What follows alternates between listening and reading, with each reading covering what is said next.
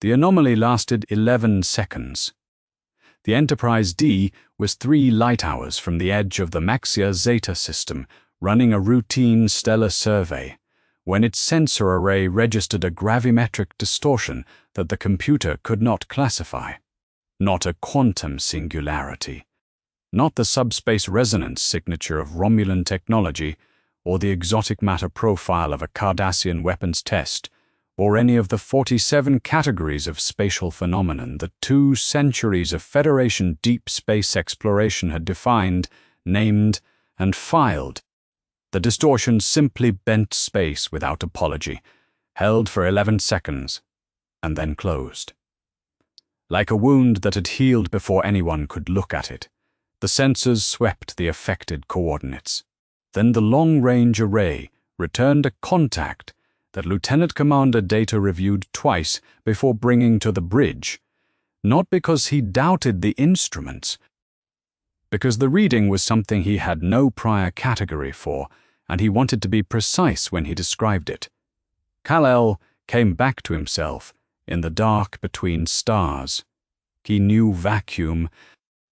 He had flown the outer reaches of his own solar system more times than he could count, had held position between Earth and Mars, just to think, had let the cold and silence settle over him when he needed the universe to stop being loud. He was not afraid of the void, but this void was wrong in a way that took him 3 full seconds to identify, and in his experience, 3 seconds was a long time. A fraction warmer, its yellow, a shade too bright, a G-type star that his cells were already reading and beginning to absorb at a rate that was familiar without being identical. He noted the difference the way a pilot notes unfamiliar runway markings, useful, filed, secondary to the more pressing fact that he had no idea how he had arrived here or where here was. He extended superhearing into the dark and found silence. Not the silence of deep space he knew, with its familiar background hum of Earth's communications threading outward across the light minutes. This was a silence he did not recognize. No emergency frequencies from the Justice League, no Daily Planet radio band, no signal from any receiver he had ever been calibrated to find. Whatever was broadcasting in this part of space, none of it resolved into anything he knew. He turned telescopic vision outward toward the system and found a planet, blue-green, and lit on its far hemisphere by that slightly too warm star.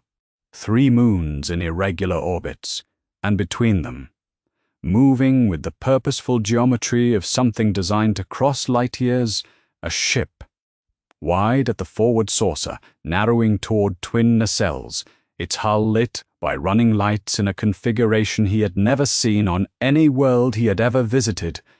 It was clearly made, clearly occupied. And its heading was already changing, in a way that told him something aboard it had just noticed the same thing he had, that 2 things that did not belong in the same location were now sharing one. He started toward it, then caught himself. He had arrived at relativistic speed directly toward a ship whose crew had just watched space tear open near their position. He knew what his signature looked like on their sensors. He needed to not be a threat. He approached at a fraction of a percent of his travel speed, close enough now that the ship resolved in detail. The markings on its hull were in a script he did not recognize. The saucer section alone was as wide across as a city block. Whatever civilization had built this, they had built it to last and to intimidate, and the fact that it had not yet fired anything at him suggested they had also been built to wait and see. He stopped 400 meters from the bow and held position, palm raised, and waited. On the bridge of the Enterprise D, the crew watched him do it. Mr. Data. Riker was already standing, already moving toward the tactical station, the red alert call dying on his lips as the contact's deceleration profile came up on the display and declined to match anything in the attack database. Life sign confirmed. Confirmed, Commander. Data's voice carried the specific precision that the bridge crew had learned to recognize as the sound of an android at the outer edge of what its instruments could measure. Biological. Humanoid mass profile. The contact was traveling at 0.97 times the speed of light, under its own power, with no apparent propulsion system. It is currently holding station at 412 meters, bearing 011 Mark 7. A pause that lasted exactly as long as a recalculation required. There is an additional reading I must report. The contact's cellular energy density is generating an instrument response I have not previously encountered.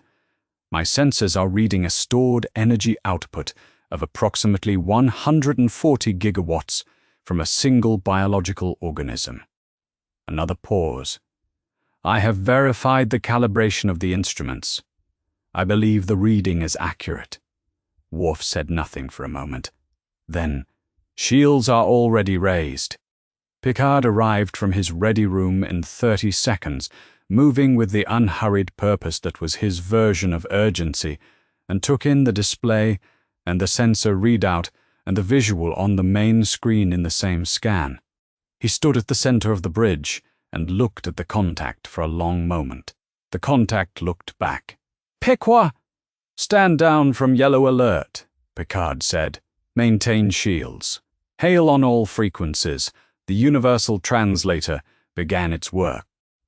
17,000 language matrices, catalogued across 2 centuries of Federation First Contact missions, running in real time on the spectrum of the contact's vocalizations and any carrier signal it might be broadcasting. It found nothing. Unknown. Unknown. Unknown. The silence of a language the Federation had never heard. The contact had not moved from its position.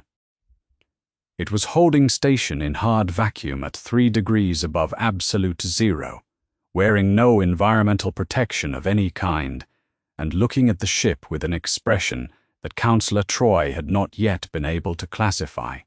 "On screen," Picard said, "full resolution.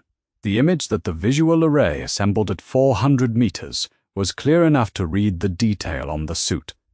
A man, built like a man in every proportion, wearing a uniform that no Starfleet cultural database had ever indexed. Deep blue with red at the cape and boots, a crest on the chest in angular gold and red that was clearly a symbol of something clearly important. No helmet, no atmospheric ceiling, no life support of any kind. He was standing in open space the way a person stands in a room. The cape drifted in the slow suggestion of a gravity he was generating himself. His face was calm, and the look in his eyes, across 400 meters of hard vacuum, was recognition, not of them specifically, of the fact of them, of what it meant that something this large had been made and sent out into space and was sitting here at yellow alert, hailing him, waiting. He recognized what they were doing because he had done it himself. The language of first contact was the same in every universe he had ever been to. You hold position, you open a channel, you give the other side time to understand that you are not the threat they feared. Counselor Troy spoke quietly from her seat. "Captain, he isn't hostile." A pause. "He's lost." And underneath the resolve there is an enormous grief. Picard held that for a moment before responding. "Open a channel." The contact did something then. Small, simple. He raised one hand open-palmed toward the ship and held it. Then he pointed at the Enterprise directly, a gesture requiring no translation in any known language, in any quadrant, anywhere 2 living things have ever tried to reach each other across a distance neither one could otherwise cross. He was asking. The Universal Translator was still cycling. The shields held. The crew waited. Somewhere ahead of the ship, the slightly too warm yellow star burned against the dark, and the figure 400 meters off the bow began moving again, slowly and deliberately, in the patient approach of something that has nowhere else to be and intends to arrive in a way that is understood. The world had just changed. No one on that bridge understood yet how much. Okay, real quick, before we go any further, who is the next character you want to see completely run a galaxy that has no business surviving them? Drop the name below. All right, let's see how this goes. Picard considered the transporter for exactly 4 seconds before rejecting it. Data had flagged the issue before the captain could ask. The contact's cellular energy density was registering at approximately 140 gigawatts by current absorption rate alone, and the Enterprise's pattern buffer was designed to handle the dematerialization and reassembly of organic matter within a specific energy envelope. Nothing in that envelope had been engineered for a living organism that functioned at the cellular level like a Starship power reactor. The transporter would lock on. Whether it would deliver the contact in a condition consistent with ongoing biological function was a different calculation, and Data had assessed the probability of a safe transit as uncertain in a range. I am not comfortable specifying to a decimal place. Picard ordered shuttlecraft Goddard prepped and walked to the shuttle bay. Riker fell in beside him in the corridor. Captain, I'd strongly recommend sending an away team first. He came to us number 1. Picard did not slow down. The least I can do is go to him. The Goddard cleared the bay doors and moved through the dark toward the contact, at a speed that was, given the distances involved, almost ceremonially cautious. Picard sat at the forward console with his hands on the panel and watched the figure resolve as the kilometers closed. He had conducted first contact protocols 43 times in his career. None of them had begun like this. The contact was holding station in hard vacuum without any life support Picard could identify, watching the shuttle approach with an expression that reminded him of something it took him a moment to place. It was the expression Picard wore when he was doing the math, cataloging, measuring the gap between what he knew and what he was looking at, and deciding what to do with it. The shuttlecraft stopped. 12 meters separated them. At this range, the suit was fully resolved. Deep blue, red cape drifting, in the absence of any gravity but his own.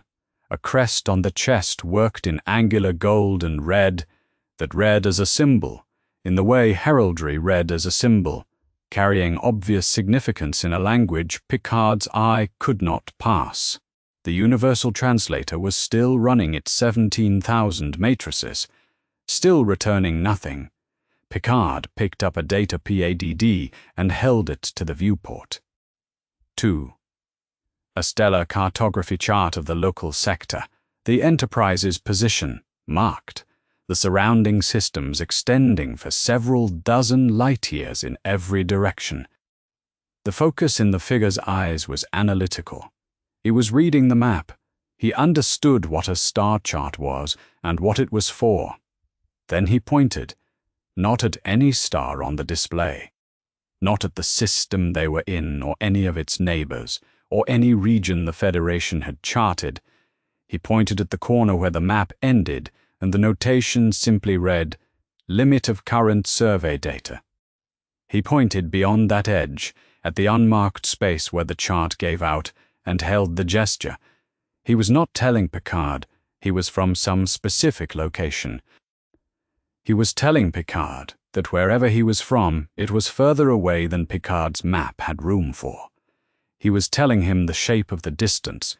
It was, Picard thought, one of the more precise things anyone had communicated to him in 30 years of service. Tri's voice came over the comm from the Enterprise. She had been reading the contact since the shuttlecraft cleared the bay. Captain! He's telling the truth. He is completely, genuinely lost. Picard set the PADD down. So, what followed was 11 minutes of the most deliberate and methodical exercise in linguistic groundwork that Picard had conducted since the Academy. He pointed at the shuttlecraft and named it. He counted. He named the stars visible through the viewport using their Federation designations. He named himself, repeatedly, with his hand on his own chest. The contact watched the first 30 seconds of this, understood precisely what was being attempted, and joined in pointing at objects from his side of the glass and speaking in a language that the translator received as unknown phonemic data and began haltingly to map. By the 7th minute, the translator had enough baseline phonology to build a skeletal matrix. By the 11th, it had the key. The resolution, when it came, was clean and sudden. The specific snap of a code cracked all at once rather than warmed through. The contact spoke. "My name is Kal-El." A pause. "I am not hostile." Another pause, shorter than the first. "Are you?" Picard had faced the Borg. He had faced Q on a throne of absolute power, had negotiated with species that could unmake ships with a thought, had read the faces of adversaries who had measured the Federation and found it wanting. The question landed with a weight that none of those experiences had quite prepared him for, because none of those adversaries had asked it. "No," Picard said. "I am Jean-Luc Picard, captain of the USS Enterprise. On behalf of the United Federation of Planets, I extend First Contact Protocol." Kal-El looked at him. Something moved behind the composure, something that recognized the formality and did not dismiss it. He said it as if weighing the phrase for a second meaning. "I have done this before." A pause. It didn't usually go this calmly. The Enterprise's sickbay smelled of antiseptic and recirculated air, and Dr. Pesce. Beverly Crusher was, as she was always, precise and unhurried in an examination room. Kal-El sat on the primary biobed and submitted to the instruments with the patient cooperation of someone who expected the process to be strange for everyone involved, but did not intend to make it stranger by refusing it. The first tricorder overloaded, not a gradual degradation, not an anomalous reading requiring manual override. A hard cutoff on the initial pass. Crusher looked at the unit for 1 clinical second, set it aside, and reached for a second. The second tricorder returned cellular energy readings that required manual recalibration before the display could render them in a range. The hardware was designed to show his skeletal density registered beyond the scale's upper limit. His cardiovascular function read at 30 beats per minute, a figure that in any humanoid species she had ever treated would indicate critical bradycardia requiring immediate intervention, and that appeared in him to represent a state of complete physiological rest. Every tissue the scanner could reach was organic, living, structured, with a biological coherence she recognized as the product of evolution and not engineering. He was entirely natural, and entirely absent from the 230,000 species profiles in Starfleet's medical database. Crusher set the second tricorder to continuous monitoring and leaned toward a secondary reading that had been flagging since the moment the sickbay door closed.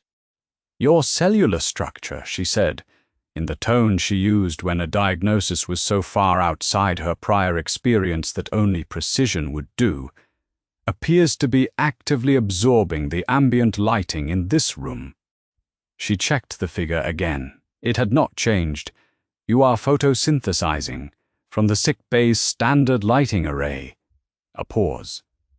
"At room temperature." She made a note in the medical log and looked at the tricorder for another moment. "I am going to need a larger sample size." Data was in the corridor when Crusher emerged with the preliminary scan results. He reviewed them, asked 3 clarifying questions, and stood still for slightly longer than a calculation of that complexity strictly required, which was the closest thing to hesitation that anyone on the crew had ever observed from him. Then he found Picard and Worf waiting at the corridor junction and presented his findings. Captain, the visitor's cellular energy density at current rate of ambient light absorption is approximately 140 gigawatts. He held Picard's gaze with the steady attention of someone reporting a fact he had verified and intended to stand behind. This exceeds the rated output of the Enterprise's primary power systems. This individual is, in terms of measurable energy output, functionally equivalent to a main Starship power core. A beat. In biological form, Worf said. That is impossible. Data looked at him. That is, in fact, the result of the measurement. The corridor held that in silence. Behind the closed sickbay door, somewhere between the biobed and the lighting array and the two overloaded tricorders waiting for a category they did not have, the last son of Krypton waited to find out what this galaxy intended to make of him. 36 hours after his arrival, Kal-El was learning to read a Starfleet damage report. Data had taken on the task of orientation with the systematic thoroughness he applied to everything requiring it, which was everything. He had provided a condensed operational lexicon, explained the departmental hierarchy, demonstrated the functions of the primary and secondary systems, and introduced the red alert and yellow alert designations as distinct operational states. Kal-El had grasped the distinction quickly, on the grounds that he had equivalent classifications in his own experience, and only the terminology had changed. He had been cooperative, patient, and almost uniformly quiet. He asked fewer questions than anyone expected from someone who had arrived in an unknown galaxy without a map, which Troy noted in her private log and was not yet sure what to make of. The answer became clear when the conduit alarm sounded. The rupture was in secondary engineering. A plasma conduit carrying deuterium feed to the secondary EPS relay junctions, not catastrophic on its own. But the rupture had caught the adjacent structural plating at a bad angle, and the pressure differential was working on a 30-centimeter stress fracture that the structural integrity field was slow to register and compensate for. Damage control was 1 minute and 50 seconds out. Geordi LaForge had been notified from main engineering and was already running. Kal-El was 12 meters from the breach when the alarm sounded. He moved in less than a second. Not the explosive star-crossing velocity he was capable of, but contained and careful. The motion of someone who had spent 36 hours learning exactly how wide a Starfleet corridor was. He reached the breach, read the situation in the interval between two flickers of the structural integrity field, and placed one hand flat against the torn bulkhead, one hand palm flat. Fingers slightly spread, braced against the full pressure differential of a sealed deck section, he held it. LaForge arrived 90 seconds later, out of breath, repair kit in hand, and stopped in the doorway of secondary engineering. His visor swept the room and returned readings he recognized individually and could not process in combination. The torn conduit, the stress fracture, the structural integrity field fluctuating at the breach point, and a humanoid figure standing against the wall with one palm pressed to the metal, holding a seal that the ship's own systems had not yet managed to fully restore, waiting in absolute stillness for an engineer to show up and do the work. LaForge worked. He did not ask questions. There were no questions that would have improved the situation, and the conduit needed attention before the stress fracture propagated any further. He pulled the access panel, isolated the damaged section, rerouted the deuterium feed, and ran the bypass sequence twice to confirm the seal was clean. 4 minutes and 17 seconds from the moment he arrived.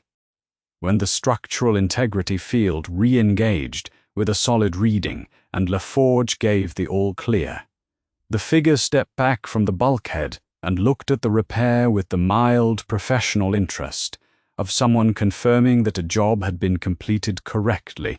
LaForge looked at the wall where the hand had been. No impression in the metal, no stress marks in the plating from the applied force. The alloy surface was completely unmarked. In a voice too quiet to be captured by the deck-level audio logs, LaForge said, "That is not possible." Data reviewed the secondary engineering logs within the hour. He cross-referenced the force output readings against the Enterprise's structural integrity field generator specifications, which were the systems that held the ship together under the combined stresses of warp travel, weapons fire, and gravimetric shear. The comparison required a new scaling unit, because the existing scale did not have a denominator large enough to express the ratio in any form a briefing could use. He brought the PADD to Picard's ready room. "Captain?" He set the PADD on the desk with care. "I believe our initial scaling of the visitor's physical output capacity was insufficient." Picard looked at the PADD. He took his time. "How insufficient?" "The force applied during 4 minutes of static pressure against the breach point exceeded the rated output of the ship's structural integrity field generators by a factor of several hundred." The visitor appeared to find this effort unremarkable. Data paused. "I have revised my upper bound estimate of his physical capacity upward significantly. I have placed an open ceiling on that estimate for the moment. I will specify a figure when I have sufficient data to constrain one." Picard looked at the PADD for a moment longer. He set it down. Indeed, Worf reviewed the same engineering report and said nothing for 27 seconds. Then he found Riker in the corridor outside the security office. "He has not tested his limits once since he arrived." Worf's voice carried the flat precision he reserved for threat assessments. Strict of inflection, stating the observation and nothing more. He held the conduit with a fraction of his power. "I can tell," Riker said. "I can tell the difference between a warrior at full exertion and a warrior being careful. He is always being careful." A pause. "Riker, is that reassuring to you?" Riker considered it. "No, nor to me. It means his full capacity is something he has chosen not to show us." Another pause, longer this time. "I respect that. I do not yet trust it." Late in the ship's night cycle, when the corridors emptied, the observation deck settled into the dim register that passed for darkness aboard a starship. Kal-El stood at the viewport and looked at the stars. He was a solar battery, and this galaxy had suns. He had known this since the first moment his cells registered the slight warmth of this system's star, a fraction hotter than Sol, filling him at a rate that was familiar without being identical. He had filed the information and not followed it to its full conclusion, because the full conclusion was that he could sustain himself here indefinitely, that there was no urgent physical reason he could not stay for a very long time, and thinking that too carefully led somewhere he was not ready to go. Metropolis was not in this galaxy. Lois was not in this galaxy. The Daily Planet, the sound of his city at dawn when the police scanners ran at low traffic, and the light came in from the east at a particular angle across his desk, the specific weight of Clark Kent's glasses in his jacket pocket as a reminder of which face he was currently wearing. He held these things deliberately, the way you held something you were afraid of losing to distance, and felt the edges of them going slightly soft, in a way that frightened him more than anything else had yet in this universe. The distance was not just space. He turned from the viewport. He had work to do. He found Picard on the bridge and asked without preamble, "Captain, what is this galaxy's worst problem?" Picard, who had 3 answers to that question depending on the time scale, gave the honest one for the immediate scale. A Borg cube detected 3 weeks ago is on an intercept course for a populated system approximately 18 light-years from our current position. Kal-El looked at him. Tell me about the Borg. Picard began with Wolf 359 because there was no other place to start that made the scale immediately clear. 39 ships, 11,000 dead. 1 cube. He was midway through an explanation of collective adaptation mechanics, of how the hive mind processed energy weapon signatures and reconfigured drone shielding in real time, of why every solution that had ever worked against a Borg vessel had worked exactly once. Eyes only from Starfleet Command. Picard excused himself. He read the message in the ready room. He read it a second time. He read it a third time slowly now, not for the content which was procedurally correct and unremarkable, but for the transmission header, which carried a routing code that was wrong, in a way the automated verification protocols had not caught. It was a small discrepancy. The kind of discrepancy a person introduced deliberately, counting on the recipient not to know Starfleet Command's transmission protocols well enough to notice. Picard had spent 30 years with those protocols. He sat very still for a long time with the PADD in his hands. He did not call for Riker. Outside the ready room's single viewport, the stars held their positions indifferent, and somewhere 18 light-years ahead, a Borg cube moved toward 800,000 people on a course that was not the thing Picard was currently afraid of. The second message came through proper channels. Formal Starfleet encryption, the Admiralty's routing codes, authentication layers that verified as genuine across every check the Enterprise's communications array ran. Picard read the order in his ready room. He read it a second time. He set it down on the desk and sat looking at it for a while. The order was direct. Maintain contact with the anomalous individual pending classification by Starfleet Command. Do not allow departure from the vessel. And the third clause, which was the one Picard was looking at, the captain was not to disclose the nature of the order to the individual in question. He picked up the PADD. He put it down again. He pressed the CAME. Number 1, I need a moment of your time. Riker arrived in under 2 minutes. Picard handed him the PADD and watched him read it. Riker's expression moved through several things and settled somewhere between resigned and careful. Your orders, Captain. I intend to comply with all but the third clause, Picard said. I will inform you so that you are aware of my decision before I act on it. I will then speak to our guest. He did not look surprised. Picard found Kal-El in the forward lounge, which had become an informal workspace over the past day. He had been going through stellar cartography overlays with Data's assistance, building a working map of Federation space from the point of his arrival outward. He looked up when Picard entered, and the composure on his face was the kind that came from spending decades learning to read the approach of difficult conversations. Captain, he said. Picard sat down across from him. He did not pace. He did not preface. Starfleet Command has asked that you remain aboard the Enterprise while they determine what protocols apply to your situation. That order is legitimate, and I intend to follow it. He held the figure's gaze. I want you to understand that it is an order I was also instructed not to tell you about. I am telling you about it because I believe you are owed honesty, even when the order I have been given does not. Kal-El was quiet for a moment. Is there a reason to be afraid of me? Starfleet believes that anything they cannot measure is something they cannot predict. Picard chose his words with the care he gave to diplomatic correspondence. And anything they cannot predict frightens them, Kal-El said. Yes. Picard paused.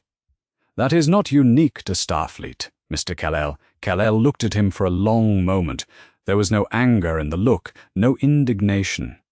What was there was something more considered, as if he were running the geometry of the situation and arriving at a conclusion he had reached before in other configurations. "I'm not going to leave," he said.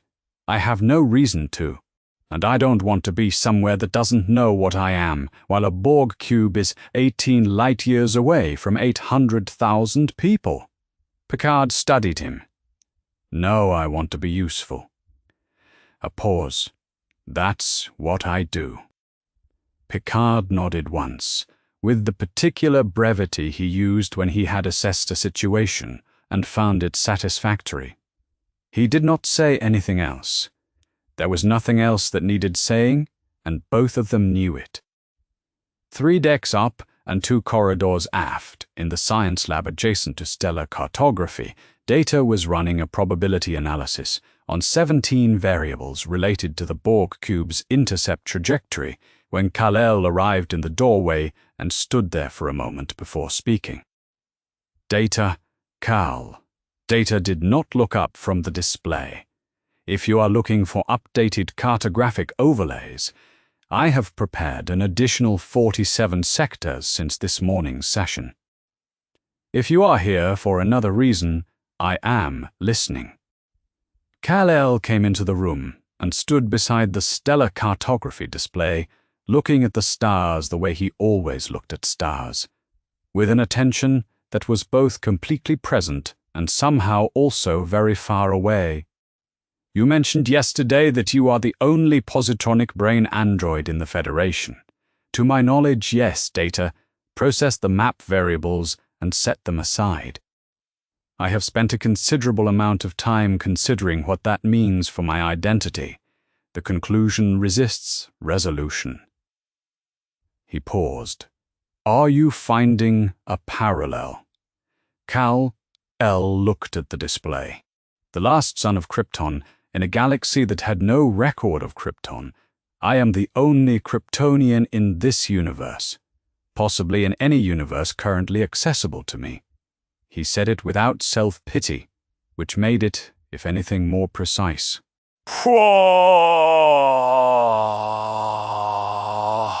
"Yes, I'm finding a parallel." Data turned from the display to look at him. "I have arrived at several answers to the question of what my singularity means. I find that I prefer the inconsistency to any premature resolution that would require discarding one of them." He paused in the way he paused when he was deciding whether to say the next thing.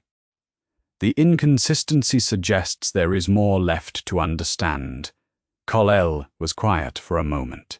"Yes," he said, "me too." They stood together at the display for another few minutes, 2 beings outside the taxonomy of their respective worlds, neither one speaking, the stellar cartography turning slowly between them. In the ship's mess hall, 40 minutes later, a Starfleet lieutenant assigned to secondary medical research carried a meal from the replicator to a table near the viewport. The meal was for Kal-El, who had been eating regular food since his first day aboard. As a courtesy gesture, the crew had extended, and he had accepted without comment. The lieutenant set the tray down, excused herself, and walked to the secondary corridor. In the bend of that corridor, she pressed a communicator hidden inside the casing of a personal data PADD and said, very quietly, "Delivery complete." End of an. Kal-El ate the meal. He felt nothing unusual.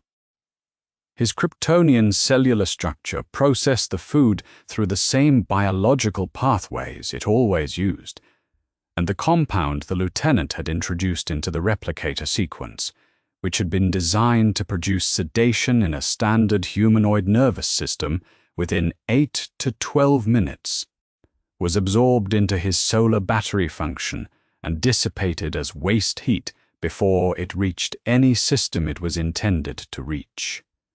He did not know anything had been attempted. He finished the meal, looked out the viewport at the stars for a moment, and went back to the science lab to resume the cartographic work with Data. In the secondary corridor, the lieutenant waited through 12 minutes, then 20. Then she pressed the communicator again. "Negative effect," she said. "Recommend escalation." She received no immediate response. The channel closed. She pocketed the PADD and walked back to her station in medical research, and Picard, at the other end of the ship, knew none of it. In the neutral zone, in the cold space between Federation and Romulan territory, where neither side committed ships without careful reason, a warbird was already changing course. The intelligence officer aboard the IRW Terex had been monitoring Federation subspace traffic for 11 days as part of a routine signals-gathering rotation. Most of it was routine. The intercept that flagged 3 hours before, the course change was not. It was partial, fragmented by interference from a nearby pulsar. But what survived the interference was enough. An emergency classification, an anomalous biological contact. Power readings that even in their degraded form described a single organism that outclassed anything the Federation's own biological records contained. The Federation was excited. The Federation was also, the officer noted in his report, clearly uncertain what it had. Uncertainty in a strong power was information. It was the kind of information the Romulan Senate Intelligence Directorate paid particular attention to. He filed his preliminary report and watched the Warbird's navigation display update. They were not going to the Federation side of the neutral zone, not yet. They were going to a position from which they could listen better. In the Romulan Star Empire, listening came before everything else. That was how you found out what a thing was before it found out you were watching. 3 days after first contact, the Warbird decloaked off the Enterprise's port bow at a range that was not an accident. The Romulans did this deliberately. They chose their moment with the precision of people who understood that the shape of an arrival communicated as much as any opening statement, close enough that the decloaking quantum signature filled the Enterprise's tactical display at a distance that had shields extending automatically and weapons targeting cycling through its initialization sequence. Not attack range, message range. The Romulan commander had decided that the negotiation should begin with the Federation already inside a reaction it had not chosen to enter. Picard was on the bridge inside 40 seconds. The hailing frequency was already open. The commander on the view screen was senior, precise, and unhurried in the specific way of someone who had prepared her position thoroughly and expected the exchange to be brief. She identified her vessel, cited its current position relative to the neutral zone's coordinates, and stated, in formal Romulan diplomatic register, that the anomalous entity currently aboard the Federation vessel had transited through Romulan-monitored space 17 hours before entering Federation range. Under the terms of the Romulan Star Empire's jurisdictional claims in the region, the entity fell under Imperial authority for purposes of initial classification and evaluation. She expected a transfer to be arranged at a mutually convenient time. It was a claim. Everyone present knew it was a claim. It was dressed in legal architecture and backed by nothing except the Warbird on the tactical display and the 3 minutes of negotiating time the commander had decided to grant. Picard responded in kind. He cited Federation jurisdiction over all personnel and guests aboard Federation vessels. He noted the absence of any documented Romulan jurisdictional claim in the coordinates the commander had specified. He invited substantiation of the 17-hour transit record, which he was confident would not be forthcoming, because it did not exist. The exchange was procedurally precise on both sides and substantively meaningless on one. Picard had conducted enough of these conversations to recognize within the first 90 seconds that the Romulan position was a probe, not a genuine demand, testing how the Federation understood its own situation before committing to an approach. Kal-El had been standing at the back of the bridge since the warbird appeared on screen. He listened. He knew this kind of negotiation. Not the specific vocabulary, but the shape. Polite, procedural language, deployed as a frame around a thing, a way of establishing that the thing in question had no standing to speak for itself, that its preferences and its nature were matters to be resolved between the larger parties in careful, measured language, while it waited to hear what it had been decided it was. He had been discussed this way before. Not often enough. He stepped off the bridge quietly and walked to the external airlock junction at the end of Deck 7's secondary corridor. He found the manual override, applied enough pressure to move it, and waited for the cycling sequence to complete. The action triggered sensor alerts on 4 separate bridge panels. Riker identified the source and said, "He's walked out of the ship." Data had the sensor reading live, confirmed. He is outside the hull, moving away from the Enterprise under his own power, without an environmental suit. Current bearing is directly toward the Romulan vessel. Velocity is increasing. A pause. He appears to be decelerating as he approaches the warbird's outer hull. Contact in approximately 50 seconds. On the view screen, the Romulan commander had stopped speaking. Kal-El reached the warbird at the kind of speed that would have been significant for anything else, and was, for him, a courtesy to the people watching. He braked at the hull with a precision that shed the remaining velocity across 3 meters and placed his left hand against the outer plating of the warbird's forward section. The contact registered on the vessel's structural monitoring system as a load event that exceeded the rated tolerance for any standard docking fixture, landing strut, or external clamp in the warbird's design specifications. The hull did not deform. He was not trying to damage it. He was holding himself in place, in hard vacuum, with one hand against the Romulan warbird's outer plating, and the plating simply accepted the force because he was offering no other option. He had been listening to the Enterprise's communications for 3 days. Every channel, every transmission, every language, the translator decoded and re-encoded in transit. He had a working map of Romulan script in his memory. Now, phonemic architecture and character shapes built from intercepts and the ship's language database files. Not fluency. With his right hand he used heat vision calibrated to a 2 millimeter beam width and a 4 centimeter burning depth. And he wrote in Kryptonian first the angular script of a dead world's language that no one in this galaxy had ever read. Then, beneath it, in blocky Romulan block print, the same 4 words, "I am not a weapon."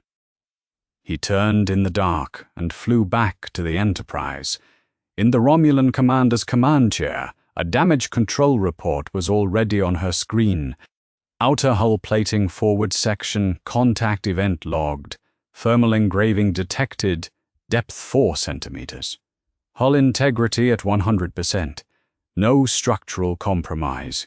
No conduit breaches.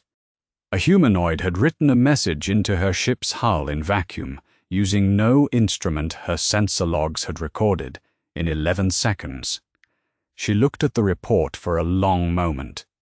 Then she turned to her first officer and spoke quietly enough that the open Federation channel would not carry the words, "This being is not of this galaxy." It has no government to invoke obligations from, no empire to hold hostage against its behavior, no treaties that bind it. There is no lever. A pause, and it could tear this warbird apart without difficulty. As a deliberate choice it has elected not to make, her first officer said, "Your orders, disengage.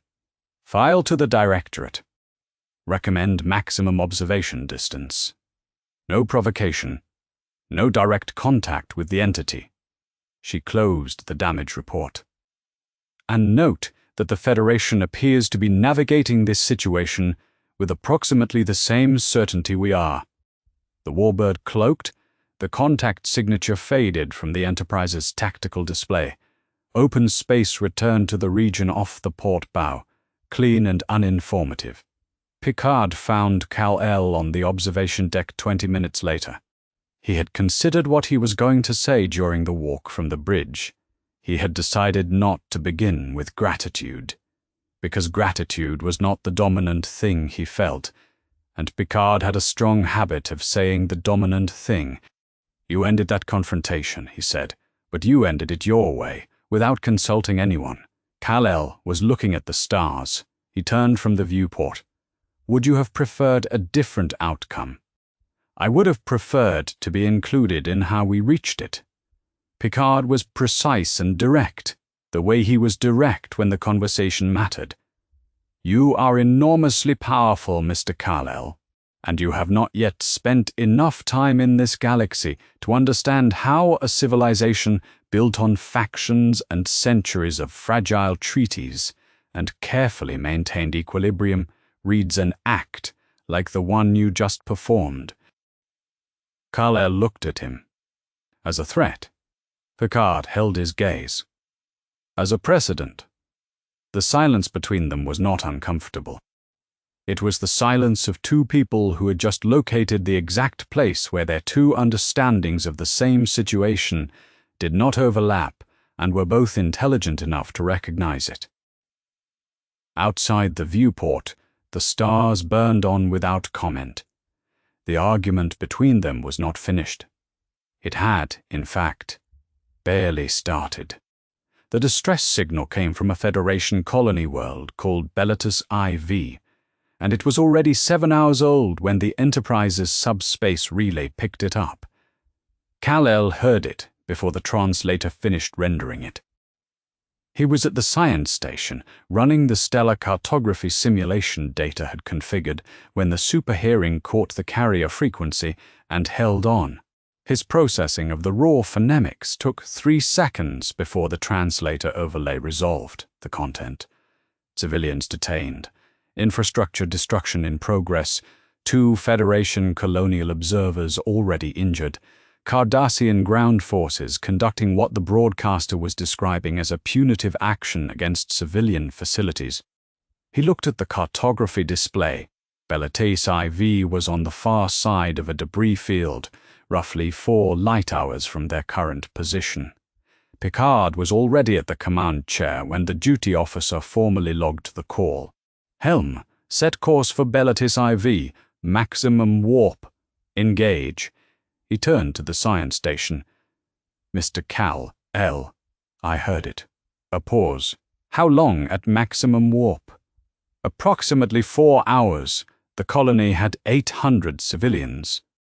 Kal-El looked at the position marker on the display and did the calculation in the time it took Picard to cross the bridge toward him. He could reach Bellatus IV in roughly 11 minutes, traveling at a fraction below light speed under his own power. He could be there and back before the Enterprise cleared the debris field. Picard had already read the calculation in his face. "You will remain aboard the Enterprise." Kal-El said nothing. Picard stood in front of him and did not raise his voice. He never raised his voice when what he was saying was important enough to hold without it. "I know what you can do, and I need 30 seconds before you make a decision." The Cardassian Union and the Federation have been in active diplomatic process over the status of contested border systems for 14 months. An intervention by an unclassified entity during a Cardassian operation on a disputed colonial holding will be read by the Cardassian government as a Federation-sanctioned military act. The escalation from that interpretation runs through 4 inhabited systems and an armistice that is already under strain. The number of lives in that chain is not 800. Kal-El said, "How many people are on that colony?" "Approximately 800. How many will still be alive in 4 hours?" The bridge was quiet. Picard did not answer, not because he lacked one, but because the honest answer and the position he had just taken could not both be spoken in the same breath, Kal-El did not argue further. He walked off the bridge without announcing it, and was at the airlock junction inside 90 seconds. He opened the manual release, stepped into the cycling chamber, and was in open space before the alert panels had finished registering the breach. The Enterprise's sensors tracked his departure velocity for 40 seconds before the debris field's background radiation swallowed the contact signature. He hit the upper atmosphere of Bellatis IV 11 minutes and some seconds after leaving the hull, shedding velocity across 100 kilometers of thermosphere in a controlled deceleration burn that left a visible pressure column rising from the southern quarter of the colony's watershed. He reconstituted out of the compression wave 50 meters above the colony square and landed without disturbing the stone paving beneath him. The Cardassian ground forces had established a perimeter around the colony's administrative complex. 40 soldiers, 2 weapons emplacements, a field commander with a communication uplink to 3 ships holding orbital position above. They had grouped the 800 civilians in the open square under armed supervision. They had been operating on the reasonable assumption that Starfleet's response would travel through diplomatic channels before it traveled through space. That assumption had approximately 3 hours and 48 minutes of validity remaining when the figure in the blue suit landed in the square. The field commander gave the order to fire. This was the correct decision given the information available. When an unidentified entity of unknown capability appears without a transport or vessel support in a contested operation zone, you fire first. The disruptor bolts hit him and scattered across his skin like light off glass, the energy dispersing without resistance or absorption, leaving no mark on him and no record on the targeting system of anything that could be meaningfully called an effect. He did not move toward them. He placed himself between the Cardassian line and the colonists, and stood there open-palmed and looked at the field commander with an expression that the commander would later describe in his incident report as the most unsettling thing about the encounter. It was patient. The commander fired a second volley. He had to. Anyone would have to. The second volley produced the same result as the first, which was nothing at all. Kal-El raised one hand toward the commander's weapon and used freeze breath in a half-second burst calibrated to the target. The disruptor rifle went cold and locked in under a second, its mechanism seized, the grip icing to the commander's palm before he released it. The weapon clattered to the stone paving, intact, undamaged, just unable to fire. He spoke in Cardassian. 3 days of listening to the Enterprise's translator relay every intercepted communication had given him enough. "You can leave," he said. Now he looked upward through the atmosphere. At the 3 orbital ships, with the telescopic vision that made 30 kilometers of intervening air irrelevant. He could see their positioning thrusters, making micro-corrections, the small simultaneous adjustments of ships running targeting solutions and plotting departure vectors at the same time. They were calculating. The arithmetic they were doing had 2 terms on one side and 1 term on the other, and the term on the other side was a being that their disruptors had just been unable to affect at ground level from multiple emitters in coordinated fire. They calculated for 50 seconds.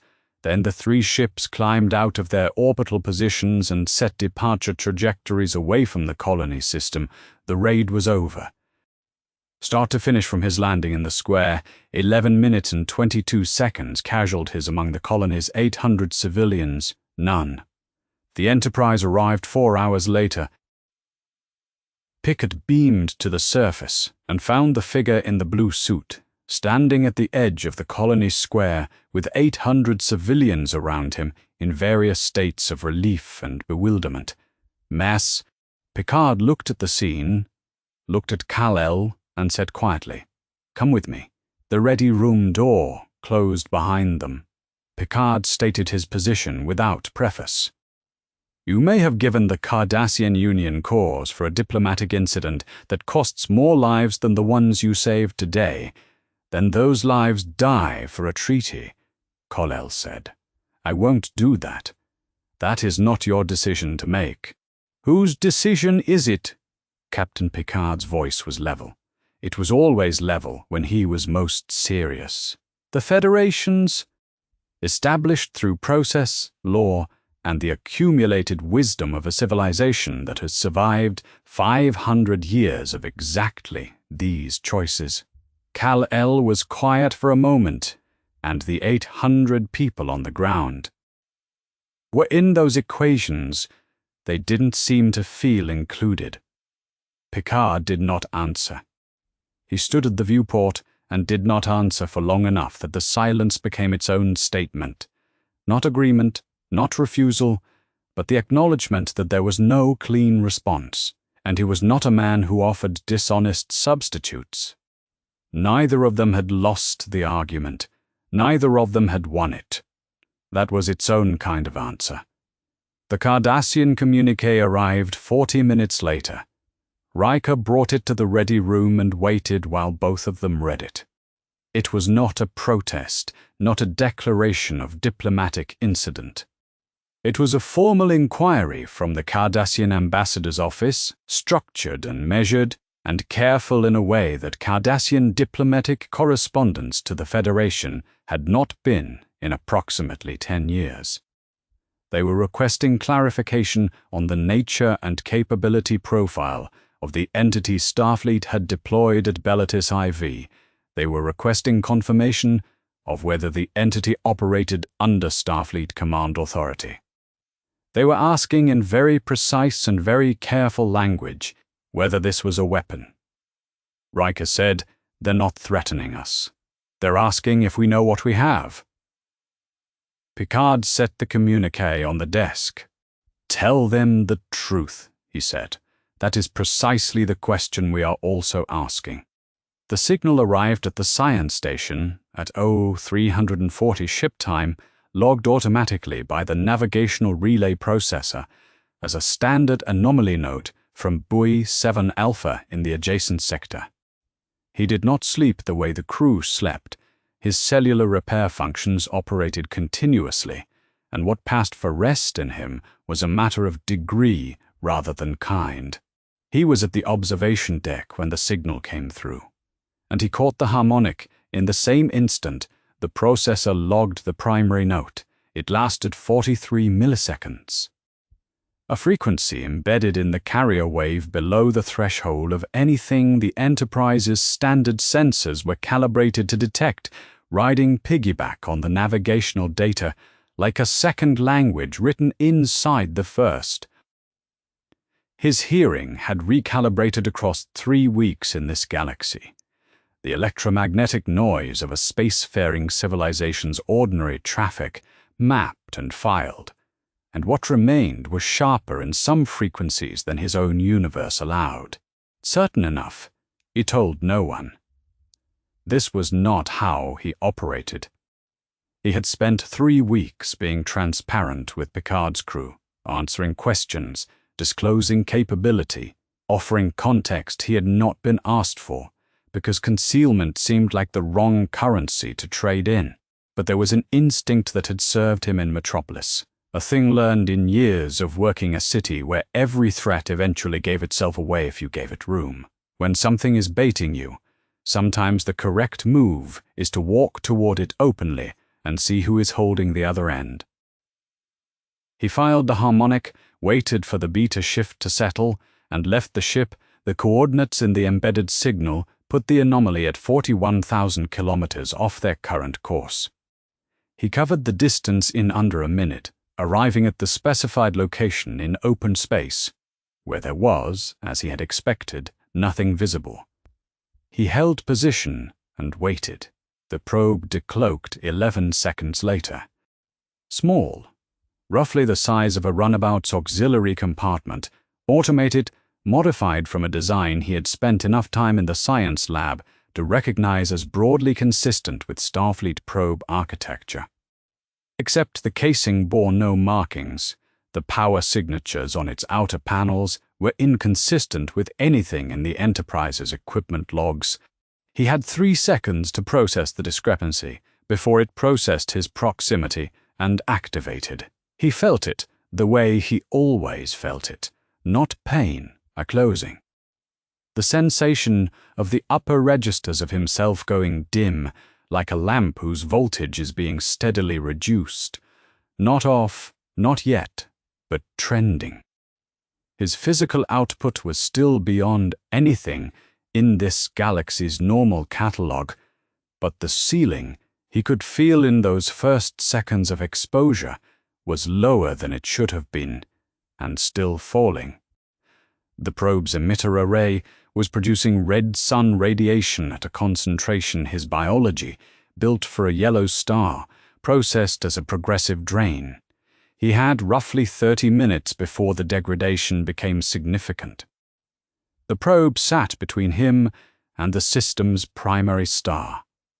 He did not move immediately.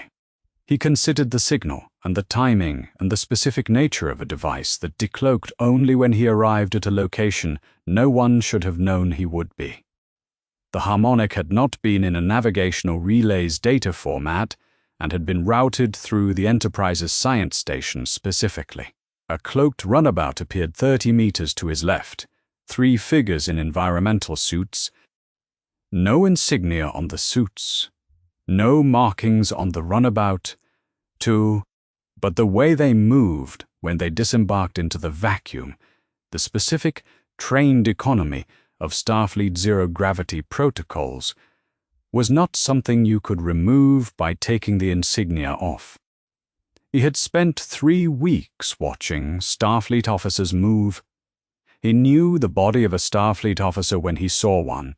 They deployed a stasis field first. Correct tactical sequence, immobilize before any other intervention. Even at reduced capacity, he walked through it in 3 paces. He froze the first operative's weapon with what remained of his freeze breath. Slower than usual, less precision at the edges, but the hand holding the weapon was immobilized cleanly enough. The weapon spun away into the dark. He lifted the second operative off the ground with one hand. He did not squeeze. He never squeezed. He held the figure clear of the vacuum with the same measured pressure he used to handle equipment he did not want to damage. The third operative had stopped moving. He looked at her.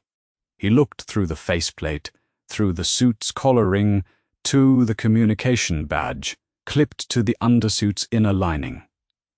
Starfleet issue. The kind of badge physically coded to its wearer's biosignature, registered in the approved supply chain. No insignia on the suit. But the badge was standard issue, real. Section 31 left no paper. He had understood that from context, from the things Picard had not said when the Priority 1 message with the wrong routing code arrived. They operated in the spaces between documentation, in the distance between what the record showed and what had actually occurred. But in the field, Starfleet equipment was what they had. He set the second operative down. He turned to the probe. His heat vision at current output was less surgical than usual, a wider margin of error, slightly reduced burn intensity, but the probe was not designed to survive a direct application of even that reduced output at close range. He cut it apart in 11 seconds. The emitter array went cold. Red sun radiation ceased. He turned to face the system's primary star and waited. 90 seconds. The cellular charge climbed back through functional range. At 140 seconds, the upper registers opened again, the full spectrum of himself returning like a tide coming in. He had never had to wait for it like this before. Not in a galaxy where the star above him was not guaranteed. He filed that away. It was important. He returned to the Enterprise. He found Picard in the ready room, which had become, over 3 weeks of observation, the place Picard went when something required thinking that the bridge's open configuration made difficult. He sat down across the desk and described what had happened in the order in which it had occurred: the harmonic in the navigational signal, the coordinates, the probe, the operatives, the communication badge inside the collar ring. He did not editorialize. He stated the sequence as facts, with the same economy he used when reporting sensor readings to Data, as if what he was describing was information the captain needed and not a thing that had been done to him. Picard listened without moving. "I want to be clear," Kal-El said. "I am not leaving because of this. I am not going to do anything about it. I am telling you because you deserve to know what kind of organization you belong to." Picard's expression had not changed in the way that expressions sometimes do not change, because the person wearing them is holding it deliberately. "I know what kind of organization I belong to," he said. "I also know what kind of organization they are not supposed to be." He picked up a PADD from the desk. He turned it once in his hands without looking at it. "I will file a report.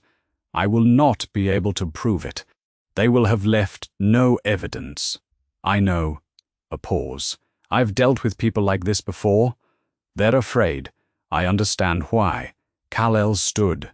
He looked at Picard for a moment. "Captain, thank you for being honest with me from the beginning." A shorter pause. "It matters." He left the ready room. The door closed behind him with the quiet, mechanical certainty of a well-maintained ship. Picard sat at his desk with the PADD in his hands. He would file the report. It would go into a system that had, on prior occasions involving Section 31 activity, produced no documented outcome. He would file it anyway, because the alternative was to be the kind of captain who did not, and there were things he had held on to across 30 years of service that he had not always been able to justify to everyone who had asked him to release them. Picard set the PADD down. Outside the viewport, the stars continued, indifferent. The visitor was somewhere aft, moving through a ship that had just tried to neutralize him, and he was staying.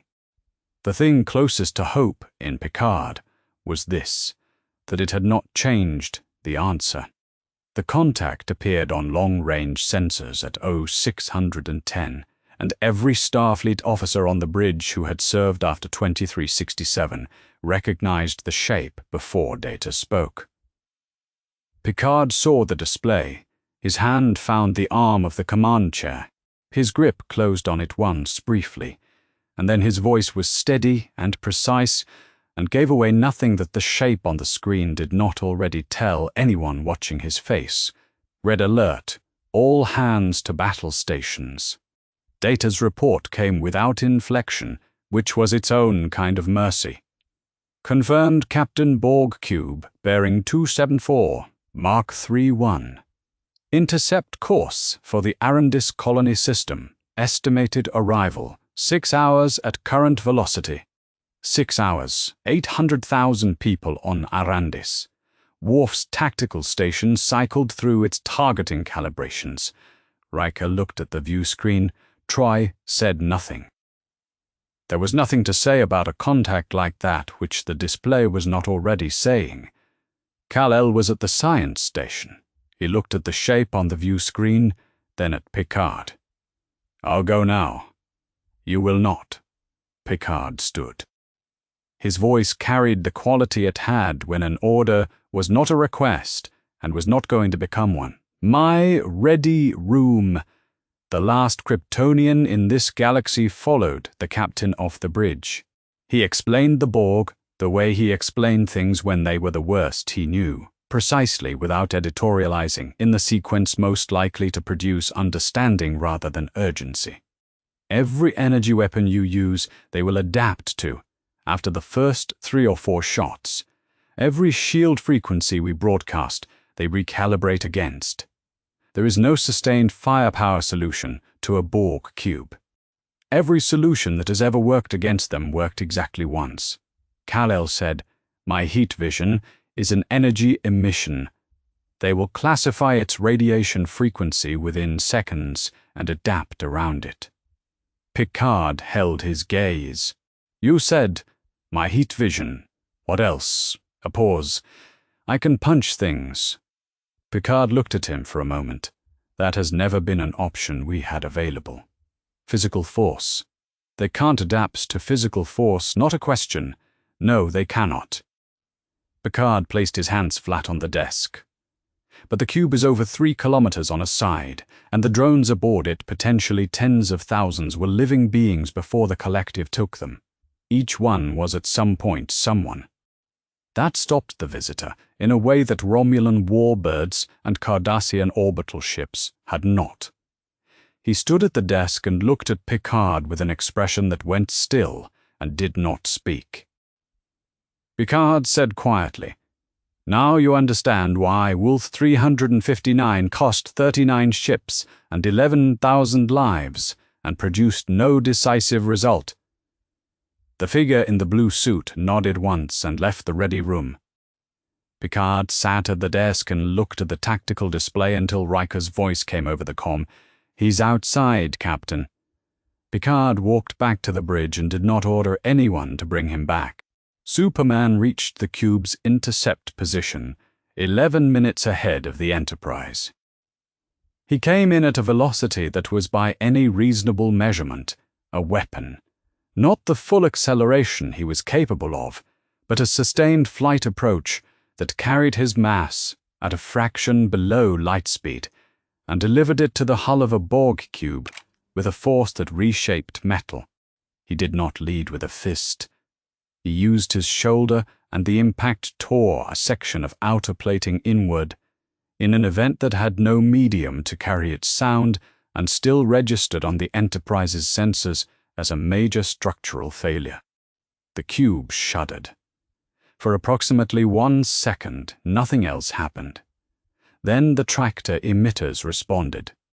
Dozens of them distributed across the cube's surface geometry, locking on the figure at the breach with enough combined force to hold a starship at station. They held him for 2 seconds. He tore free in the third and turned to find the cube's weapons systems cycling. The first volley hit him broadside. He absorbed it. The second volley hit, and he absorbed that too, the cellular conversion of the radiation running at the comfortable efficiency of a system designed to drink starlight. On the third volley, the beam frequency began to shift, not all at once, but in increments, the collective processing his absorption pattern and adjusting the output in real time. By the fourth shot, the beams were skewing around him, finding angles his physiology processed differently. He stopped using heat vision. He used his fists. Each impact at near flight velocity delivered kinetic force to a hull that had no adaptive protocol for it. The hull tore. Corridors opened to vacuum. Interior spaces exposed themselves in sequence as he worked along the cube's outer surface, punching and tearing at plating that could stop Federation phases and could not stop him. The cube was enormous, 3 kilometers on a side. He was one figure working a surface the size of a city district. The first drones came through the breach he had already made. Dozens, then more, moving through the torn corridor. In the specific uniform way the collective moved. No hesitation, no self-preservation, no individual assessment of risk. They came with arms forward and tubules extended, the assimilation apparatus that had ended 39 ships and 11,000 lives. Physical contact, drive the tubules in. The first array hit his forearm and snapped. The drone processed the result with the expression of a machine encountering an output outside its parameters. The second drove its tubules into his shoulder, and those snapped too, the Kryptonian skin under full solar charge, returning nothing. Impervious in a way, the Borg had not classified and could not yet model. A third drone broke its arm against his chest.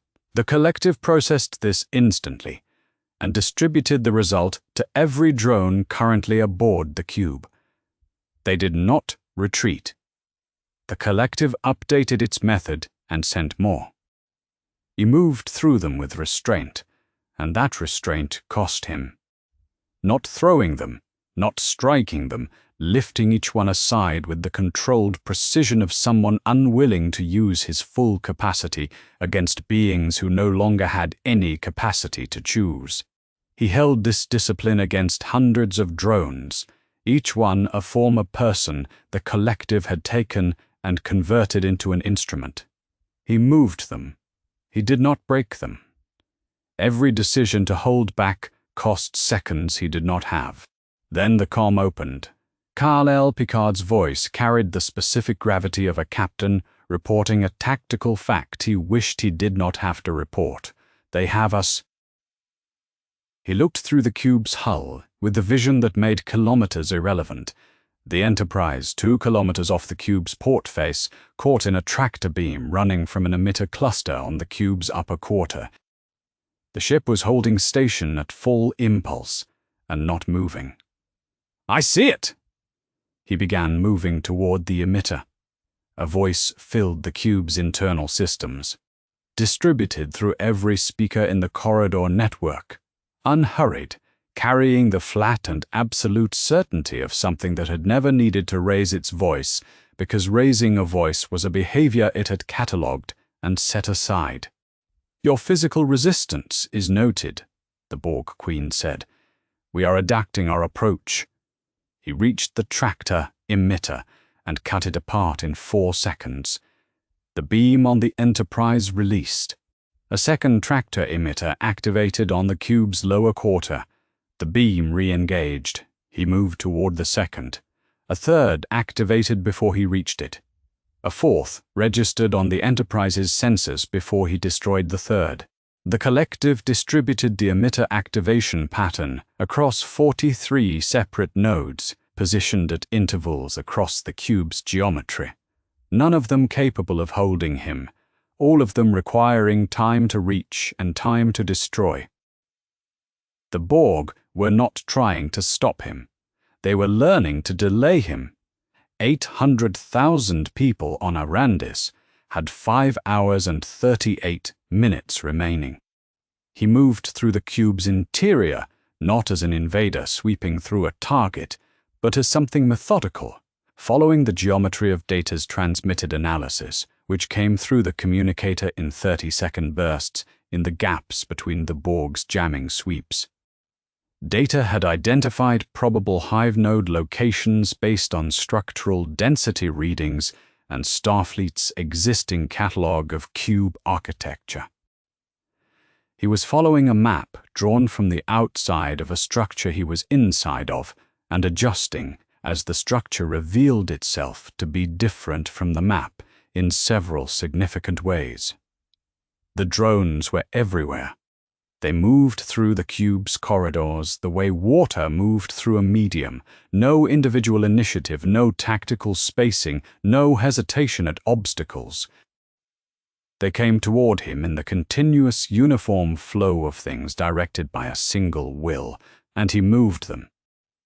He lifted them aside, placed them against walls, set them down in corridors behind him where they would take time to reorient and follow. He did not throw them. He applied the minimum force to move a body without permanent damage. The same calculation he had made 1,000 times in Metropolis, when the bystander was in the wrong place, and the available solutions included several that he was not willing to use. He would not kill what was once a person. He would move it out of his way. The Queen's voice came without announcement, distributed through the cube's speaker network, not the broadcast Picard had mentioned with something close to contempt, the reflexive declaration designed for species that had the capacity to be frightened by it. This was directed. She was speaking to him. "You are not like the others." Not a greeting, a data point. He kept moving. "Your biology is unclassified. Your strength is unscaled." A pause. "Your adaptability is remarkable." Another pause. briefer. You will be assimilated. You've tried that, he said, not stopping. We have not yet tried everything. The voice moved with him through the corridor network, following him with the ubiquity of something that required no physical location to be present. The beings you are moving aside so carefully that one was a science officer aboard a Federation starship. She specialized in xenobiology. She had a daughter. A different drone crossed his path. He redirected it with one arm. That one was a teacher on a colony near Rigel Zevon. He taught children to read in 2 languages. A third came at him. He placed it against the wall and held it there until the corridor cleared. That one served under the command of Jean-Luc Picard. Before the word sat in the cube's air and occupied the space of several other words.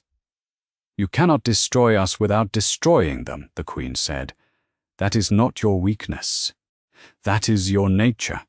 We have catalogued it. He stopped for 3 seconds, not to think. He had thought it through before he entered the cube. He stopped because the weight of what he had said deserved 3 seconds. Because the teacher who had taught children to read in 2 languages deserved 3 seconds. And because what he was about to say should not sound as if it had been prepared. I know I can't save them today, he said. I know that. He kept moving, but I can stop you from taking anyone else. Data's analysis placed the primary hive coordination node within 40 meters of his current position, deeper into the core where the biomechanical density of the walls was greatest. He tore through 2 bulkheads at the intersections and found it. 8 meters across. Crystalline computing substrate threaded through biomechanical circuitry in a lattice that had no equivalent in Federation engineering, because Federation engineering had never tried to build a structure that was simultaneously a machine and a living tissue and a thought.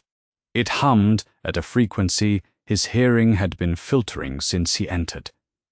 The local mind of this cube specifically, the structure that coordinated this cube's full drone population as a single operational unit. Not the Queen, who was distributed across the collective and anchored nowhere. This was the mind of this vessel. Remove it, and this cube's drones would still be alive, still connected to the broader collective in theory, but locally uncoordinated. The commands would reach them and find nothing intact to execute them. He took hold of the node with both hands. The drones in the corridors froze. Not physically, their bodies continued momentum mid-stride, but the coordination behind the motion had stopped. They stood in the cube's passages in the specific stillness of machines awaiting a command that was no longer arriving. 300,000 units, a local collective experiencing signal without a receiver. He ripped the node free. The tractor beams on the Enterprise released simultaneously. Every emitter cluster on the cube's surface went dark, the tractor network dropping from its active count to 0 in the time it took the bridge to register the change. He came out through the breach he had made, entering back into the vacuum between the cube and the ship, and turned to watch. The cube's movement had changed. Not a purposeful vector, not an organized tactical withdrawal. A drift that became a heading as the broader, collective reasserted partial control from outside the vessel. It was turning away, not fast. On the Enterprise's bridge, Riker stood at the center of the room and watched the contact signature track away from the Arendis system and said, very quietly, to no one in particular, "It's running." Worf did not respond immediately. His jaw set. "It is running." Riker looked at him. "Have you ever said that before?" Worf looked at the tactical display. "No." A pause. "I have never had cause to." "Yeah," Riker said. Aboard the retreating cube, in the distributed consciousness, threaded through the collective's vessels across the galaxy, the Queen opened a new classification file and held it open. Species unknown. Cellular designation. Kryptonian. Assimilation ineffective at current approach. Tubule injection fails at full solar charge. Physical force immunity confirmed. Energy weapon adaptation confirmed effective. Primary documented vulnerability, solar dependency, G-type stellar radiation required for peak function, recommended acquisition approach, solar deprivation protocol. Time required to develop sufficient emitter array for targeted deployment, not recorded because the collective did not record numbers it considered too small to merit notation. The file stayed open. The Borg were patient. The Borg were always patient. That evening, ship's night, the Arrondis system receding safely in the aft sensors, Worf found Riker in the corridor outside the security office. Commander. Riker looked at him. Worf was quiet in the way. He was quiet when he had not yet determined how to say what he had already determined to say. He went into a Borg cube alone. He came out. He did, Riker said. He did not kill a single drone. Worf's voice was flat. Not flat in the way it was flat when he was suppressing something, but flat in the way a measurement was flat, stating a fact of record. Inside a Borg cube, where the alternative to killing is assimilation, where every Starfleet officer who has ever entered a Borg vessel has either died or been taken, he did not kill a single being. Riker said nothing. In the Klingon tradition, Worf said, the measure of a warrior is not what they can destroy. He looked at the stars beyond the corridor viewport. It is what they choose not to destroy, when they could. He stood there for a moment longer. Then, he is worthy. He said nothing else and walked away down the corridor, and Riker stood in the silence he left behind and thought about hope, about what it required to carry hope into a Borg cube and bring it back out intact, and what that said about the being who had done it. 2 days after the Borg engagement, in the hours between ship's midnight and the first watch of the morning, the figure in the blue suit sat on the hull of the Enterprise. He did this when he needed to think, not the observation deck, not the forward lounge, not any space the ship offered with walls and lighting and the ambient warmth of recycled air. He went outside, into the vacuum, and sat on the hull plating at the saucer's edge and watched the warp field fold the stars into lines of light that had no equivalent in any sky he had ever stood under. It was not Earth's sky. It was not a sky at all. It was something this galaxy did to light at velocities that should not have been possible, and he found it, against all expectations, beautiful. Picard had reached him via communicator 40 minutes earlier. They had been talking about nothing specific, about Starfleet's founding, about Earth's eugenics wars and the century that followed, about what a civilization looked like when it had survived its own worst instincts and was still deciding if it had survived them well enough. The visitor listened with an attention that asked better questions than most people's prepared ones. Q appeared between them without ceremony. No courtroom. No flash of light.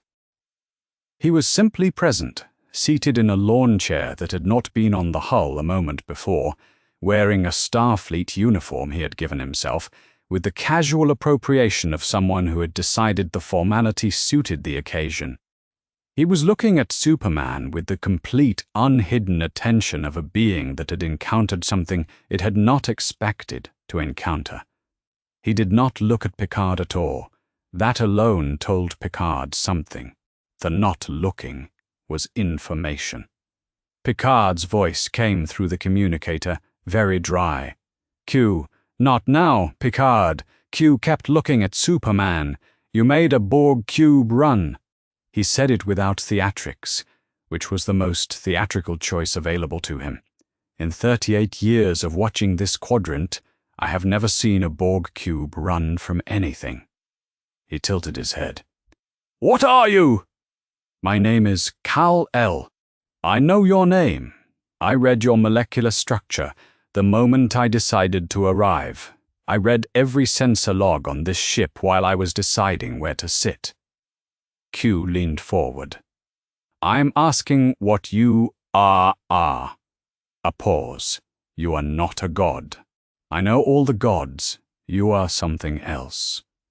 He studied the figure the way someone studied something that had no category yet. A mortal who has, without knowing it, become the answer to a question I have been asking for longer than you can calculate. What question? Whether it is possible, Q said, to be powerful and humble. Not as a performance, actually. The warp stars burned at the edges of the hull. Q stood from the lawn chair. You fight. You serve. You refuse to rule. You went into a Borg cube and declined to kill what was once a person.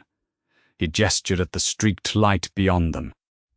There are 50 billion species in this galaxy who will live and die whether you act or not. You saved one colony. One cube retreated. The collective remains. The Cardassian Union remains. The galaxy is entirely unchanged. Yes, Superman said. Q paused. That is your answer, yes. Yes. I saved those people. The galaxy is unchanged. Both things are true. Then what is the point? He was not slow to answer because he lacked one. He was slow because the answer had weight, and he gave it its time. I was there in the moment. I was there. I could choose. That choice is not nothing. Then he shifted the way practiced. Arguers shifted when the ground was firmer than expected.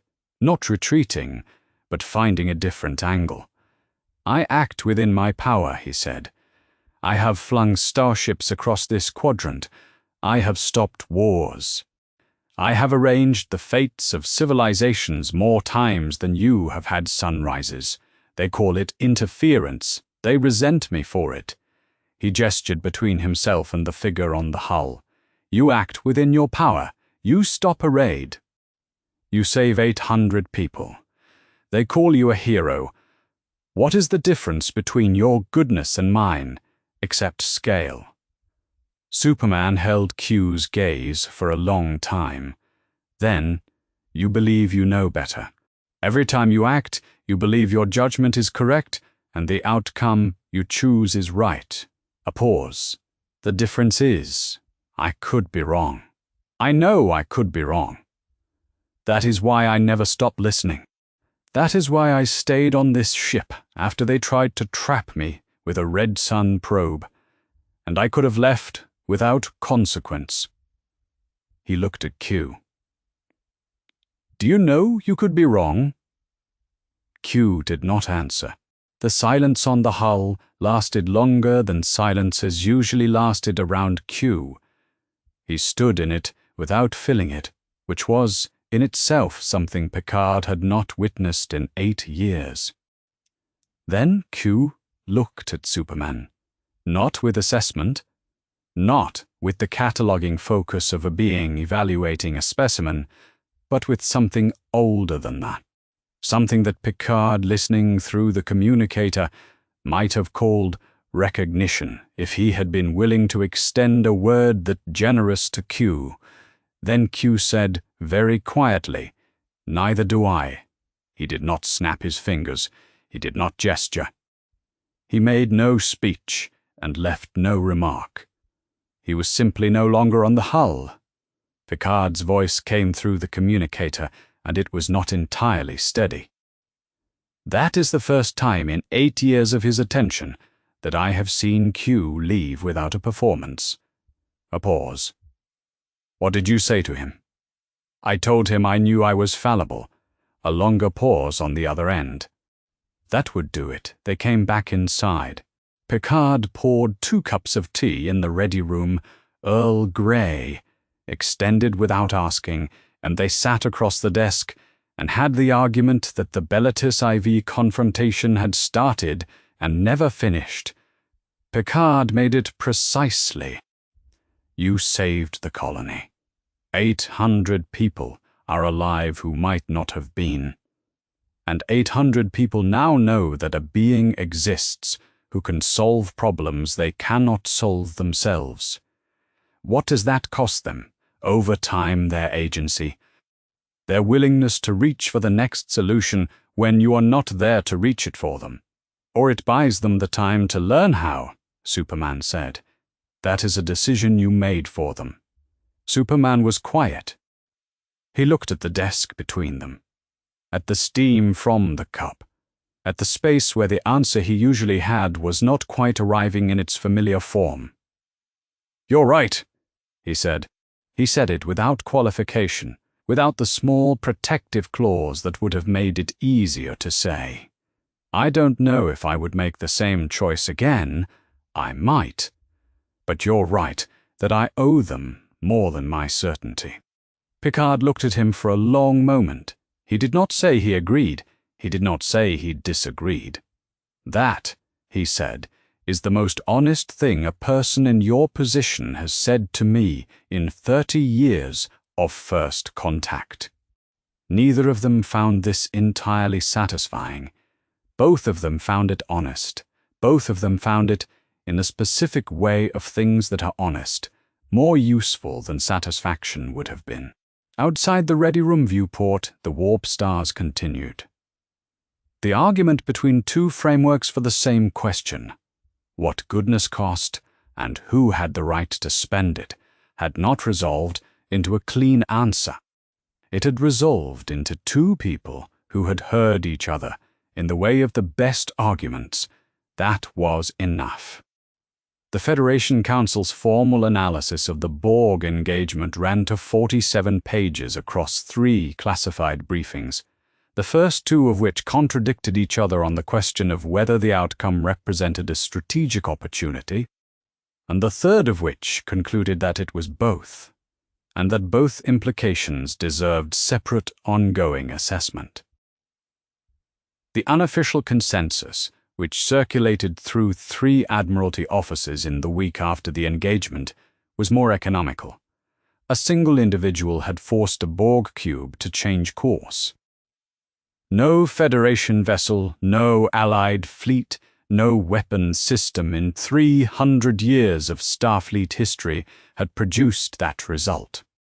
The tactical implications were significant, ongoing, and generated a 4th briefing that was not shared with the Council. The second implication, quieter, harder to file under any existing heading, was this: they had tried to use him. He had found out he had stayed anyway. 3 separate admirals in 3 separate briefings on 3 separate days wrote the same question in the margins of their analyses and did not include it in any formal record. What did that mean? The question did not have an easy answer, which was why it stayed in the margins. The Federation had spent 500 years building a framework for engaging with the unknown. First contact protocols, diplomatic process, the accumulated jurisprudence of a civilization that had encountered several thousand other civilizations. None of that framework had a provision for an individual who outclassed its military capacity, had already declined to use that advantage, and had demonstrated a grasp of Federation principles that several of its own officers could not match on their best days. Picard, whose report on the engagement was the most thorough document in the Admiralty file, had written 2 words at the end of it: trust him. Nobody in the Admiralty had written anything in the margins of those 2 words. Picard filed his Section 31 report on a Thursday for the 4th time. The same facts in the same sequence, the same absence of evidentiary documentation the operatives had been careful to leave behind. He sent it into the system and waited 40 seconds for the receipt confirmation, and then closed the terminal. He told Superman this in the corridor outside the science lab. "You know it will disappear," Kal-El said. "I know. Why file it?" Picard considered the question with the seriousness it deserved. "Because I am a Starfleet officer, and I believe in process, even when process fails." He looked at Superman. Especially when it fails. A pause. You understand that, I think. Better than you might expect. Kal-El looked past Picard at the small viewport at the corridor's far end, the stars holding their positions outside. In my world, there are people who try to control me, too. They're afraid, and they have resources, and they are very smart. I understand why. Fear is not the same as malice. He looked back at Picard. Keep filing. It matters that someone keeps filing. He nodded once and said nothing else because nothing else was required.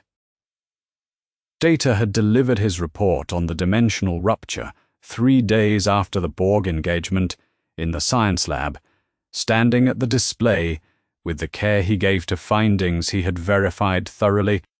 He described 16 theoretical approaches to reconstructing a return vector. He described how he had eliminated 14 of them and why. The remaining 2 required energies on the order of the quantum singularity at the galactic core, which made them accurate as mathematics and unreachable as engineering. They are therefore not operationally viable, Data said. He paused in a way that was longer than the pause, a calculation of that length required. I am sorry. He said it with the gravity of someone who had learned that sorry was a word you said when you had done everything available, and the outcome remained insufficient, and was still deciding carefully what the word felt like from the inside. Kal-El looked at the display. At the 16 approaches, the 14 eliminated lines, the 2 that ended at a number no available power source could approach. Don't be, he said. You looked. Data processed this. He did not speak for a moment. Then he saved the complete analysis to his personal research file, unprompted, and did not explain why. 3 days after that, Picard brought Superman to the ready room for the last formal conversation. He laid out the facts without preface, because preface would have been a kindness neither of them needed. The visitor could not return home by any currently known method. The Federation had no legal or diplomatic category for his situation, not a refugee, not a foreign national, because the foreign nation did not exist within any jurisdiction any Federation court could reach. He had no documentation. He had no formal standing. You asked me when you first arrived what this galaxy's worst problem was, Picard said. You have since encountered a Romulan jurisdictional claim, a Section 31 operation, a Cardassian raid, and a Borg cube. You handled each of them through restraint and principle. He held Superman's gaze across the desk.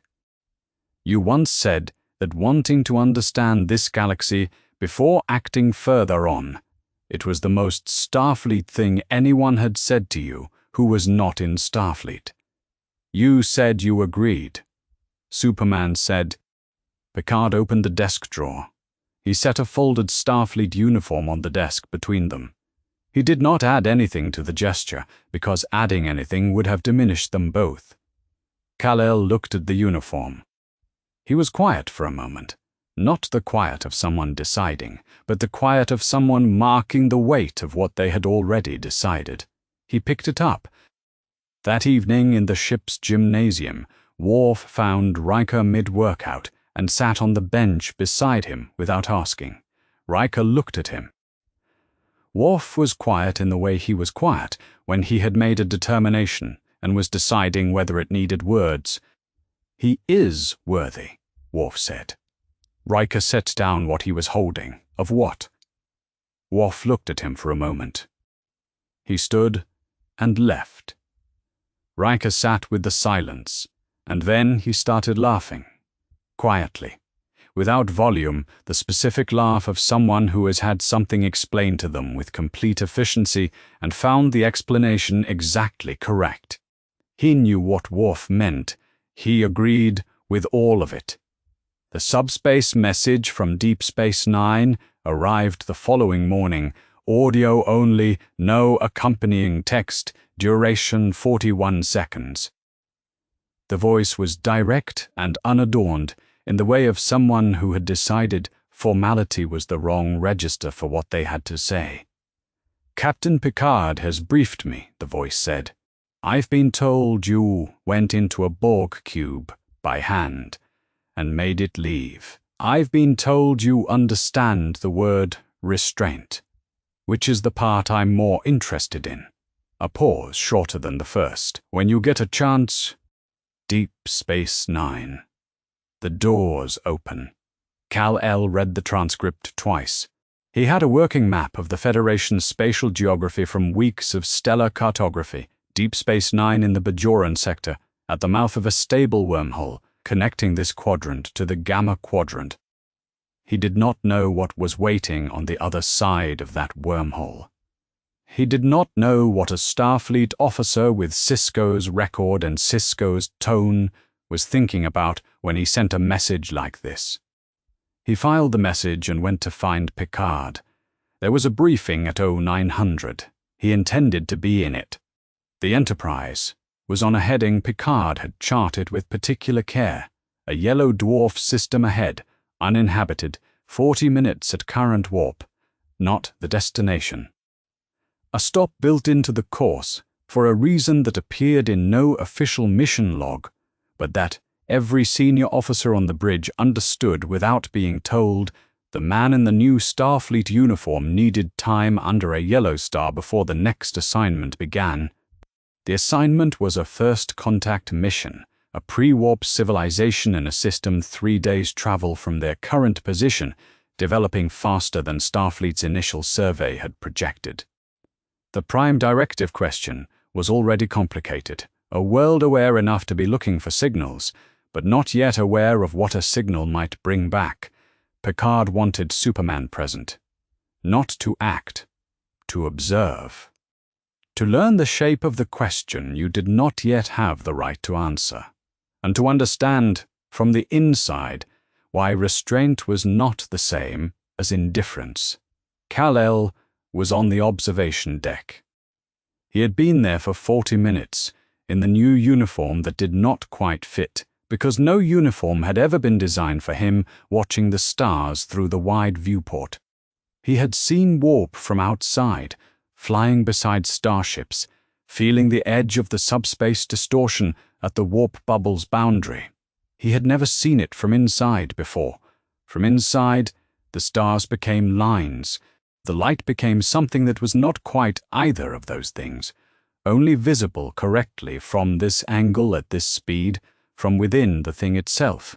He watched it the way he had watched sunrise over Metropolis from a rooftop on mornings when the police scanner was quiet and the city was still deciding what kind of day it intended to be, as a thing that was simply real and worth the attention of someone who was here to see it. He was still here. This was, in itself, a choice he had made again every morning. Since the day the spare uniform landed on the desk between them. Not once, every morning. The grief of the distance was still there, the specific, patient weight of a man who knew exactly what was on the other side of the dimensional gap and had no way to reach it, and he held it the same way he held everything that could not be fixed, present, acknowledged, not set down, and not dropped. The warp stars did not care about the grief. They were what they were, light stretched into lines by a galaxy that had its own rules and had no particular obligation to make them easy. He had learned to find this clarifying rather than indifferent. He thought about hope, not the symbol on his chest, Kryptonian script, that meant the word and also several things adjacent to it. The translation did not fully carry. The actual thing the symbol was pointing toward, the choice. Not the certainty, not the guarantee, not the confidence that the outcome would be what it needed to be. The choice, made each time in full knowledge of what it cost. He was a long way from home. He was not going home. He was here, on a ship, going somewhere it had never been, in a uniform that had been offered and accepted without ceremony. And the first assignment was not a war or a crisis, but a question he did not yet know, enough to answer. Learning the question was the assignment. Learning the question he was discovering harder than any of the other things he had done in this galaxy. He was choosing to do it anyway. Picard came to the observation deck 20 minutes before the yellow dwarf intercept. He stood beside the viewport without requiring conversation, and they watched the warp stars together for a while, which was one of the ways Picard preferred to approach the things he intended to say. "Q will be back," Picard said. "I know. He always returns when something holds his attention." A pause. "I have the distinct impression he intends to revisit your conversation." "Good." Picard looked at him. "You want to talk to him again?" I gave him a real answer. Kal-El watched the light at the edge of the viewport where the warp field bent the star lines into curves. "That doesn't happen often enough." He glanced at Picard. "For either of us, I think." Picard considered this. He found that it was, as the visitor's observations generally were, entirely and characteristically honest. He did not deny it. They stood at the viewport until the yellow dwarf system's primary resolved from a line into a point at the edge of the field, steady and warm, and the navigator's course adjustment registered in the warp harmonics underfoot. Picard watched the star grow and thought about first contact missions, about how many he had conducted, and how none of them had ever included a member of his crew who had once made a Borg cube change course, and had since spent 3 weeks asking careful questions about civilizations he did not yet fully understand. He thought about the specific value of being willing to not know. He thought about Q and what it meant that Q had left without a snap. He did not say any of this aloud. Some assessments were complete in themselves. Somewhere in the galaxy not close, not yet. In the distributed consciousness threaded through 10,000 vessels on 1,000 headings, the Borg Queen had a designation file open. The file held everything the cube's drones had recorded. Physical force metrics, solar energy readings, cellular density profile, behavioral analysis of a being that could be impaired only by sustained deprivation of stellar radiation. The emitter array required to generate sufficient red sun emission at scale in deep space was large. It required ships in specific orbital configurations. It required planning. It required time. The Borg Collective, it had plans. It had, above all else, time. They were not building something new. They were refining what they knew. They were always refining what they knew. The acquisition priority at the top. Read maximum. The Queen closed the interface. Somewhere cubes were already moving. The Enterprise dropped from warp for 11 minutes at the edge of the yellow dwarf system and then returned to warp on the heading for the first contact assignment, carrying its crew and its new member toward a question none of them could yet answer. From the outside, the ship was a streak of blue light in the dark between stars. Inside it, on the observation deck, a man who had no home in this galaxy stood watching stars he had learned the names of several weeks ago, wearing a uniform that had not been made for him, carrying a symbol on his chest that had the same meaning in every language the universal translator had ever resolved. Hope not the absence of danger, not the certainty of winning, not the promise that everything would be all right, just the choice, made again every day, in full knowledge of what it might not be enough for, to be here, to remain, to listen and then to act when the listening was done. He was here. For now, and for now was enough.